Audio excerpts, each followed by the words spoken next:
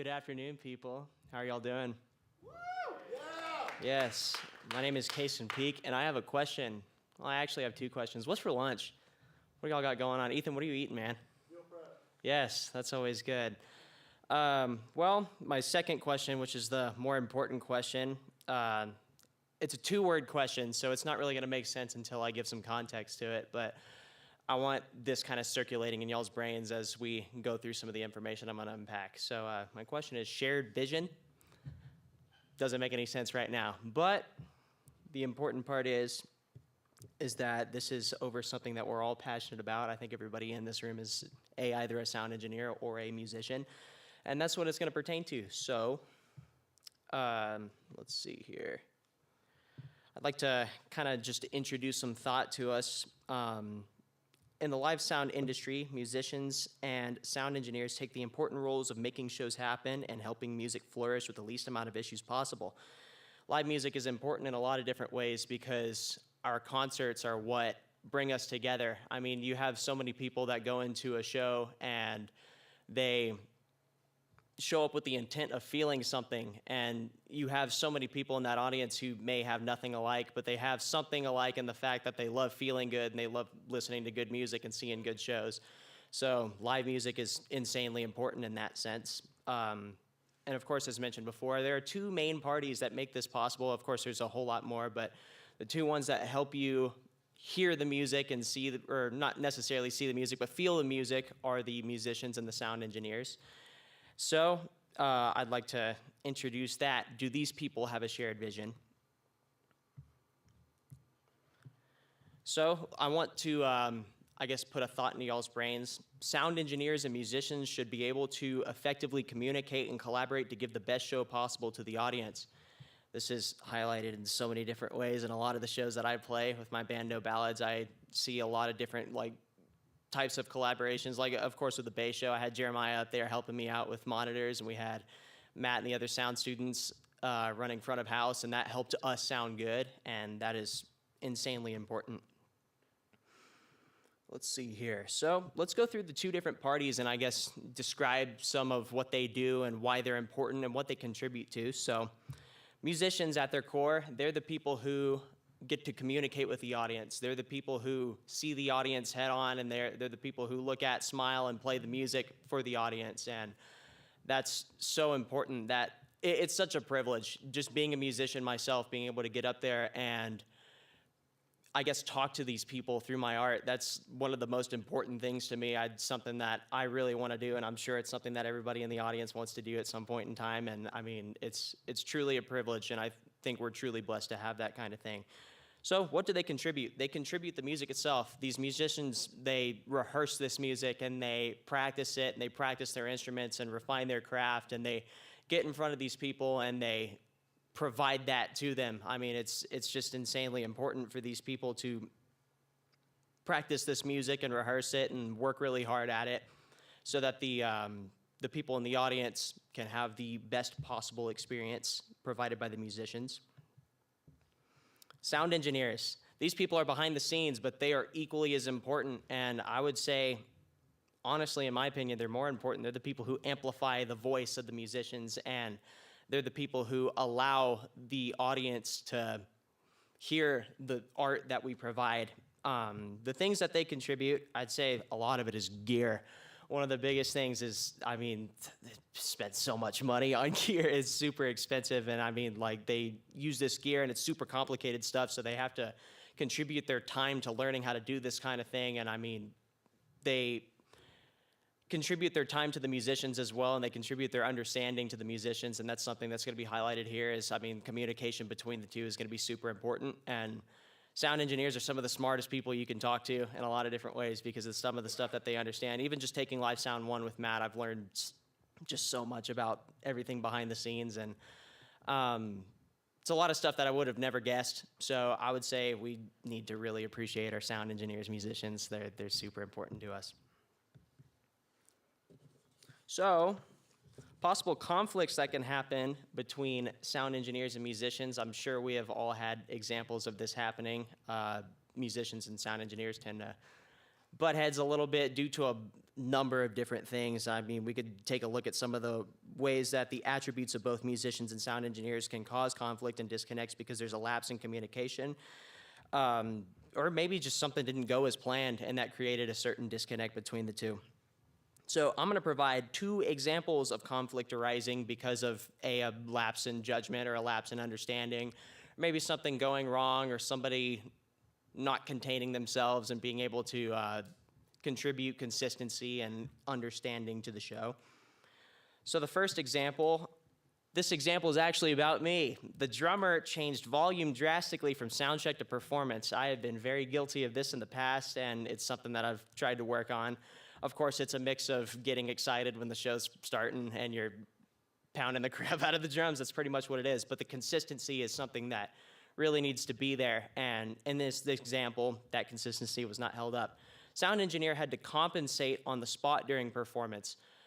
You got to think, if we're building a mix between multiple musicians on the stage and you have all these microphones that are contributing, you set the mix before the show during sound check with the assumption that everybody's going to play at the same volume and you're going to have that same mix.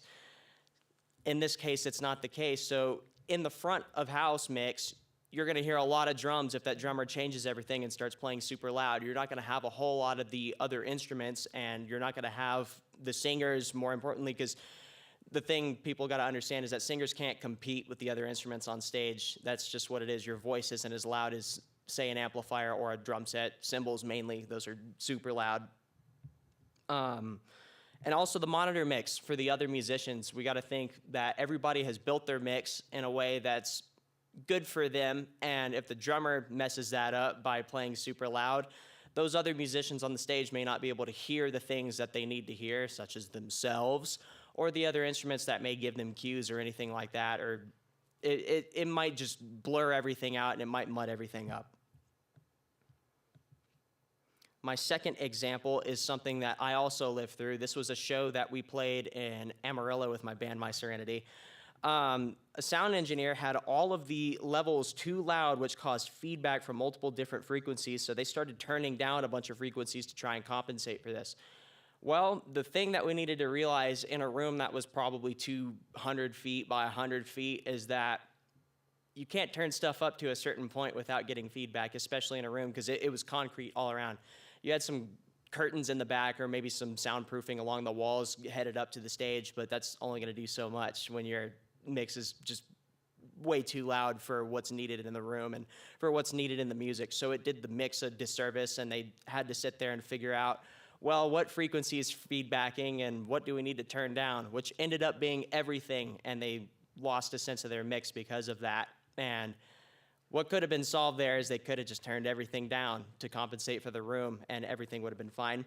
Well, the drummer in this case realized this and suggested that they turn the entire mix down, and the sound engineers insisted that they knew what they were doing. So this is kind of where ego comes into it, and I think communication is super vital here because everybody has a point of view in this, and I realized in the moment that everything was too loud, but they went into it with the sense of, okay, this is a metal show, this is going to be super loud, but they weren't taking into account the environment that we were in.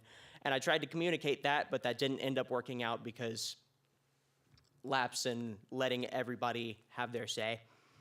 The front of house mix suffered as a result big time. This never really got fixed in this case. We watched the second band play, and it got real funky for a couple minutes. Things were super loud, and some things you just couldn't hear, like vocals were non-existent in the mix because of this. And it could have been solved if we'd have just turned everything down. How could these conflicts have been remedied before they occurred? There's a couple of things that can go into this. Awareness is one of the biggest things. I mean, you got to know when something's too loud, or if you're a drummer, you need to know, well, I played this volume during sound check, and that did not hold up for the performance, so it's messing things up. And I remember the first time that I ever had this happen, we were running in-ear monitors. It was for First Friday Art Trail this last spring, not like this last one, but the one before that. I thought my mix had changed, and I was angry about that. I was like, well, why is my mix changing? I can't hear anything. But that wasn't the case. I was just playing way too loud. I had sound checked one way, and I played another way, and that didn't benefit anybody in that case. So awareness is one of the biggest things. You need to know if you're playing too loud. The sound engineers need to know if the room isn't responding well to the sound, and if there's feedback, there might be an issue of things just being too loud. Communication is another big thing that could have solved some of these. I mean, of course, you need to understand that some people may not know what's happening, so communication between the sound engineers and, of course, the musicians. I mean, you got to make sure that everybody's on the same page in order to, A, remedy these problems in a way that's going to be quick and effective, because the music's suffering as a result of these issues, and I think quickness due to communication is going to be super good for that. Middle ground for language is another good way to remedy some of these conflicts. Of course, this is something that we're going to be touching on here in a little bit, but language is one of the biggest things because there's such different, I guess, terms that are used between sound engineers and musicians. I mean, we have our different things, like you have your guitars, my tone's too round, let's change this up, and then sound engineers will start talking about stuff like SPL, sound pressure level, and your average guy who just plays guitar is going to be like, what is that? We don't know what that is. So middle ground for language is going to be good, and we'll touch on that more. And of course, ego check. I needed to check my ego when we were playing that first Friday Art Trail. I was like, well, this is somebody else's fault, and I'm not taking into account that it might be my fault. I'm playing too loud, and I think that's okay, but it's not. That's just the simple fact of it. You need to understand, hey, I can be wrong here, and that's just the simple truth of it. There might be different things that go into it, but you need to check yourself and make sure that you know what's going on and you know that you're in the right, or if you're in the wrong, and you need to know how to fix that in a way that's not going to hurt the music or hurt any kind of relationships between you and the sound engineers or your fellow musicians. Let's see. So let's start talking about some of the ways that musicians and sound engineers are alike but also different. They're super similar in some ways, but they're different in a lot of ways, which is part of the reason why some of these lapses happen. The biggest similarity between the musician and the sound engineer is the fact that their goal is to provide a show and music to an audience. Of course, the audience is the people, or they are the people that are the most important to literally any kind of music setting. They're the people that you're there to. They're the people giving you the privilege and the opportunity to get up there and perform, and they're there to see it. So those people are the most important, and ultimately they're providing their time. That's one of the biggest things. They're taking maybe time off work to come see you play. Like, say you're playing in a different city from them and they want to come see you play. They are taking that time. They're losing out on that money to come see you play. And of course, they're paying the money for the tickets. Tickets can get super steep. For example, I mean, I'm going to see Rush in June, and some of those tickets were $1,500. Those are super steep, but I would expect them to play a super good show, and I would expect everything to sound good if I'm paying that kind of top dollar. And of course, the audience is doing that in a lot of different senses when you're up there playing, so the standard needs to be set pretty high. And I think the sound engineers and the musicians have that same goal of trying to provide the best value for their time and their dollar and their attention and everything, and just the fact that they gave you the time today to see you play. Similarly, musicians are sound engineers in a lot of ways. The musician has to be mindful of their volume, tone, and how their sound complements other instruments, including the monitor mix and front of house mix. The monitor mix and front of house mix, I like to see those as instruments. In a lot of ways they are. The console is an instrument in a lot of ways because you tune everything in a way that gives a sound that A, you like, and B, the audience likes, and C, the musicians like. It's, in its sense, an instrument, and the other musicians have to complement that with the way that they're controlling their volume, their tone, and just how they mix with the other musicians. Let's see here. Sound engineers are musicians in a lot of ways. As mentioned before, I mean, their instruments are not the same as the musicians' instruments, but they are instruments in their sense. So there's that similarity there, along with the goal. I mean, the common goal and, of course, the fact that we're using tools to make this happen are the biggest things that are similarities between sound engineers and musicians. Let's look at the differences, because there is a whole lot more. There's a lot of these. So sound engineers and musicians use a lot of the different vocabulary, mainly adjectives such as bright or round for musicians, or more technical terms for sound engineers such as, hey, boost 400 hertz or measure the SPL right here at this point. These terms regard a lot of the same things, but there is almost a language barrier that can lead to conflicts because perhaps a musician wanted to sound less harsh, but a sound engineer would be thinking in frequencies, maybe turn down those high frequencies, which doesn't exactly equal adjectives such as harsh.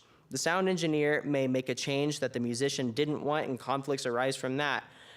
You will always have a guitar player that's going to love their tone, and their tone is going to be what they need, and it may not complement the mix, and the sound engineer may say, hey, we need to change this so that it complements the room and the audience and it complements the music better. You'll have your guitarist that doesn't want to do that, but ultimately that difference there needs to be something that's settled in a way that the guitarist can, I guess, let their ego go, check their ego, and make sure that they're complementing the music. Let's see. The other huge difference is the fact that musicians and sound engineers use different equipment that do all different things.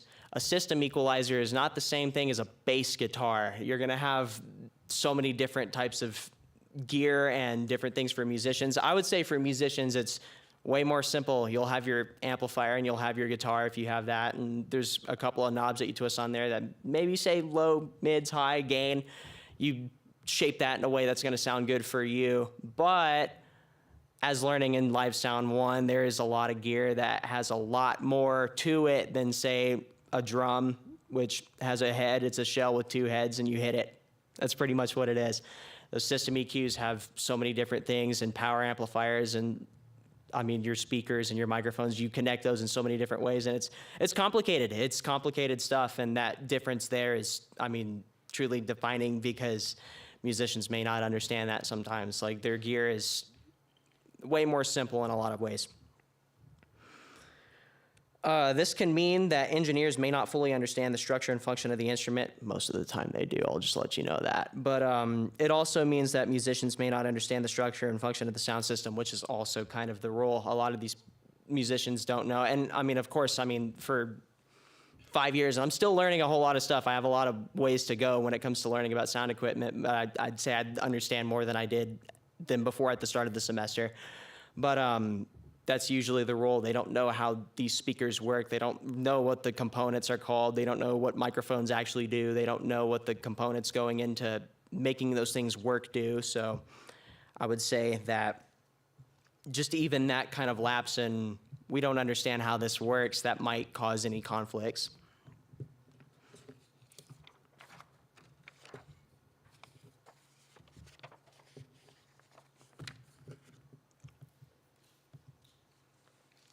So, effective communication. It's something that's important in so many different areas of life. I mean, we need it for our interpersonal relationships, but I mean, in our sense, we need it for music. We need it to create live shows. I mean, it's crucial. I think we can ask ourselves where communication could have, I mean, it could have benefited us in so many different ways. All of us have our situations that we've had where, I mean, just communicating things effectively could have helped the situation. It could have fixed that relationship, or it could have helped that scenario, or it could have done so many different things. Why are you looking at him like that? I see that. That's funny. So with communication, let's think, what are barriers? And this is something that I researched a little bit to better understand, and I think this is going to be super beneficial for this. So barriers are commonplace when it comes to communication, especially in a professional environment. A lack of control over emotions and thoughts is a huge problem when you want to connect with the person you're working with. And Lawrence Robinson states in his article entitled Effective Communication, Improving Your Interpersonal Skills, to avoid conflict and misunderstandings, you can learn how to quickly calm down before continuing a conversation. This translates to communication between sound engineers and musicians perfectly. Something may go wrong on a show. This microphone may stop working for me right now. You never know. And communication and not getting flustered and making sure that you have clarity in that sense, and you need to make sure just like that everything can go right with the fact that you could stay calm and we can get that solution, I mean, just ready in order to make sure that the music doesn't suffer. Stress/clarity. Stress is another huge barrier in the way of effective communication, and it pertains to sound engineers and musicians in a huge way. something that can end up going wrong with the sound check. It may put people on edge. That stress may cloud the mind and end up causing conflict or misunderstandings because attention is now on the stress caused by the problem and not how to attack the problem from the source, and introducing a lack of clarity. Clarity is needed in so many different ways, and I mean, stress is going to be something that clouds that. That's just what it is. You need to make sure that you're staying calm no matter what goes wrong, and you need to keep a level head so that you can remedy these problems as soon as possible. So let's introduce active listening. The same article by Lawrence Robinson mentioned before, it makes a great point about how active listening takes communication to the next level, stating, when you're an engaged listener, not only will you better understand the other person, you'll also make that person feel heard and understood. This holds a lot of value for musicians and sound engineers because active listening can provide clarity to a number of solutions to conflicts that may arise, as well as prevent conflicts from taking place in the first place. You gotta listen. If you have, say, like a guideline, like, hey, sound check's at 2 o'clock on this day, you need to be there. If you're showing up at 4 o'clock, that's gonna cause some kind of conflict. You need to make sure you're listening to guidelines and multiple different things that may pertain to the show in order to not cause any conflicts.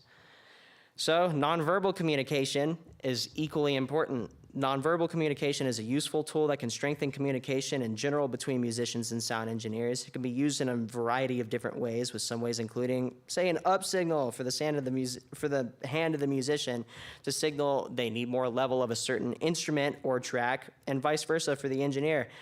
That up signal may be a sign to the musician that they need to turn up or play louder. I'm gonna pick on somebody.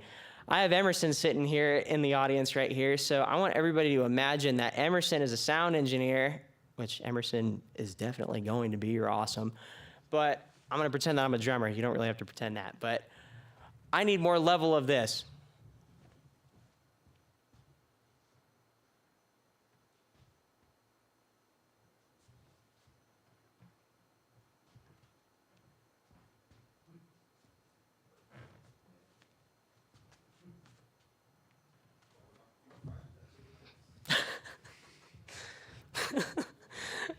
That's awesome.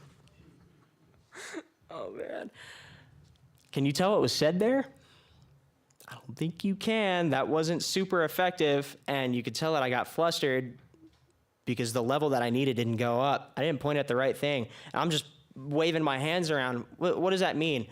You need to make sure that before the show you can, well, I guess you could talk to, like, say, a monitor engineer and say, hey, these hand signals are going to signify this means up and this. I'm going to point to this person. I need more level of this, or I need down level or this. So, like, you need to make sure that those guidelines are set. And so, I mean, you just don't want to be waving your hands around, because that's also just not good for the show. That doesn't look good from the audience. They don't want to see somebody going, because what are you doing? What are you doing? That's not the show.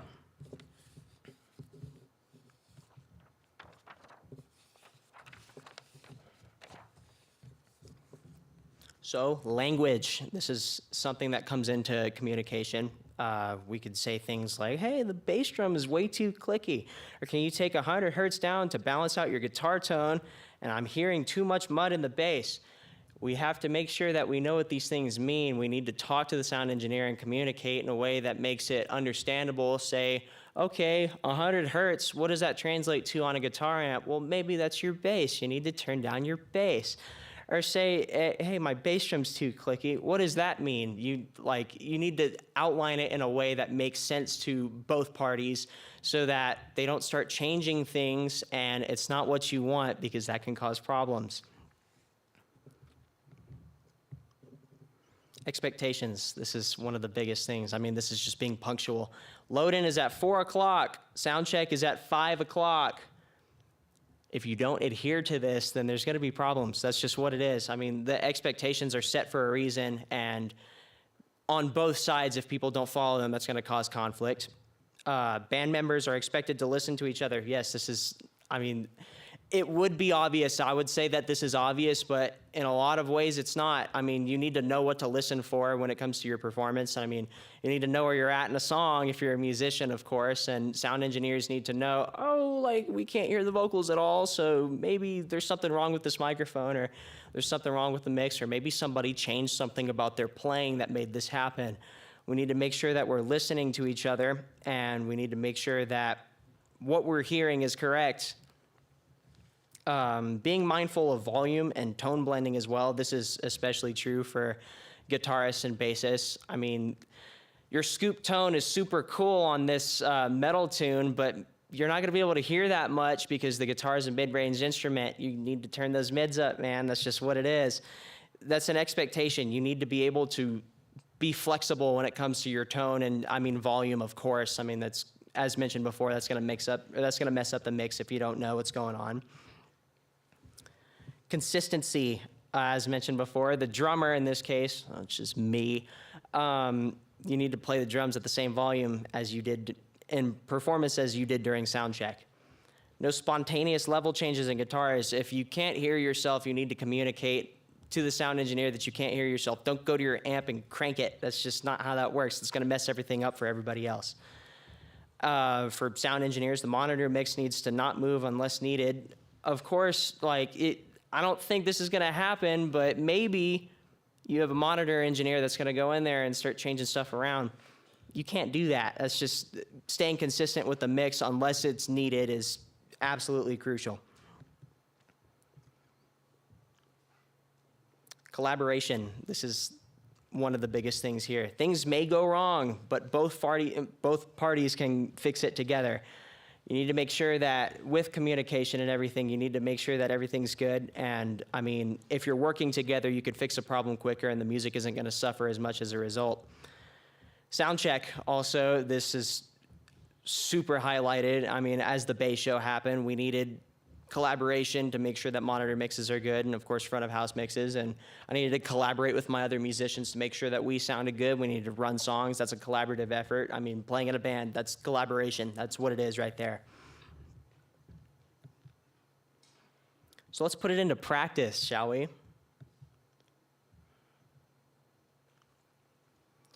This is a stage plot right here. This is something that the musicians can send to sound engineers and as well as video engineers, but mainly sound engineers to make sure that they know how to set up and mic the stage in a way that's going to work for the musicians because they have their set way that they're going to stand on stage. And they may need power somewhere and they need a monitor somewhere and they need to know where they're going to stand and everything.